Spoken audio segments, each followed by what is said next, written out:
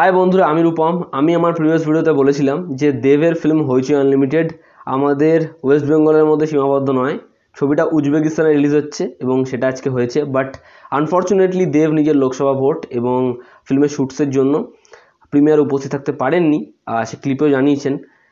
তো সেইখানে রিসেপশন কেমন ছিল? আসল ব্যাপার কি হয়, আমাদের যেহেতু এখানে বক্স অফিস অ্যানালাইসিস অনেক কম আছে, তো আমাদের ওয়েস্ট বেঙ্গলের বক্স অফিস কালেকশন, বাংলা ছবির বক্স অফিস কালেকশন এটা বলতেই মাথার ঘাম পায়ে পড়ে। সেখানে উজবেকিস্তানের কালেকশন বলতে তো বুঝতেই পারছেন কী অবস্থা হবে। তো দেব ভেঞ্চার্স থেকে, ফেসবুক, টুইটার এবং অন্যান্য বক্স অফিস পেজ থেকে ছবিটা first day very first shows কেমন রিসেপশন পেয়েছে অডিয়েন্সের তার কিছু ছবি ফুটেজ ছিল। তো বলা হচ্ছে ভেরি ফার্স্ট শোজগুলো সবকটাই মোটামুটি হাউসফুল ছিল, মানে মোস্টলি হাউসফুল ছিল এবং মেইনলি পজিটিভ রেসপন্স অডিয়েন্সের পক্ষ থেকে পাওয়া গেছে। তো এটা একটা হিউজ সাকসেস। এটা, আর এই সাকসেসটা কিন্তু দেব প্রোডাকশানে শুধু নয় যে দেবের ফ্যানদের জন্যই দেবের ছবি এসছে বলে সাকসেস, এরকম নয়। এটা আজকে আমাদের বাংলা ইন্ডাস্ট্রির জন্য, টলিউড লাভারদের জন্য কোথাও একটা কি সাকসেস। একটা বাংলা ছবি শুধু ওয়েস্ট বেঙ্গলে আবদ্ধ নয়, এরকম একটা জায়গায় যাচ্ছে, এরকমভাবে সেখানে অডিয়েন্সরা ছবিটাকে নিচ্ছে, এর থেকে বড় সুখবর কী হতে পারে? কারণ আমি একটা কথা বলতে চাই, যদিও আজকের একটা আলোচ্য বিষয় না, সেটা হচ্ছে যখন ছবিটা পুজোর রিলিজ ছিল আরও অনেক ছবির সাথে কম্পিট করেছিল, কে ভালো কে খারাপ বলছি না, তবে ছবিটা কিন্তু খুব খারাপ কিছু ফেজ মানে সাফার করেছে, সেটা আপনারাও জানেন, আমরাও জানি। আমরা বেসিক্যালি ছবি, মানে আমি আমার বন্ধুরা SVF বলি, মালঞ্চ, মেনকা, মালঞ্চ দিয়েও বন্ধ হয়ে গেছে, নবীনা, পদ্মশ্রী, এইসব হলগুলোই সিনেমা দেখি, মানে খুব দূরে গিয়ে 1-1.5 ঘন্টা ট্রাভেল করে সিনেমা দেখি না। তো যখন হইচই আনলিমিটেড এসেছিলো, এখানে নাইট শোজ ছিল 9টা 8টা, যেগুলো একদম পসিবল নয়, এবং আমি দেখেছি এগুলো কবিরের ক্ষেত্রেও হয়েছিল। তো ঠিক আছে, সেগুলো বাদই দিন। তো আমার বন্ধুরা দেখতে গেছিলো ফার্স্ট ডে ফার্স্ট শোটা, ওরা রক্সিতে গেছিলো দেখতে, মানে ধর্মতলা, মানে একটা সিনেমা দেখতে গেলে আমাকে 2 ঘন্টা ট্রাভেল করে যেতে হবে, এরকম অবস্থা। যেখানে দেবের মতো সুপারস্টারের ছবি এরকম বেছে বেছে হলে এসেছিলো, তাও এত বাজে শোজ।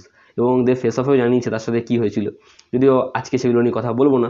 বাট সাকসেস বা ভালো কোনো কিছুকে সেরকমভাবে চেপে দমে রাখা যায় না, এটা আমার মনে হয়। যদি কেউ ভালো কাজ করে, যদি কেউ খেটে কাজ করে, সেটা অবভিয়াসলি সব দেওয়াল ভেঙে বেরোবে।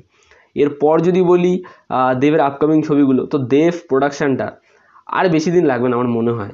দেব প্রোডাকশান আর কিছুদিনের মধ্যে এমন একটা ভেঞ্চার্স তৈরি হবে যেখান থেকে যখনই কিছু আসবে না, আপনারা সবাই সারপ্রাইজই হবেন। কারণ দেখুন, এতগুলো ছবি হয়েছে, একটা ছবিও কিন্তু মানে খুব সহজে বানানো যেত, খুব সহজে কপি পেস্ট করে করা যেত। ভালো হোক খারাপ হোক সেটাই বারবার বলি, সেটা অনেক পরের বিষয়।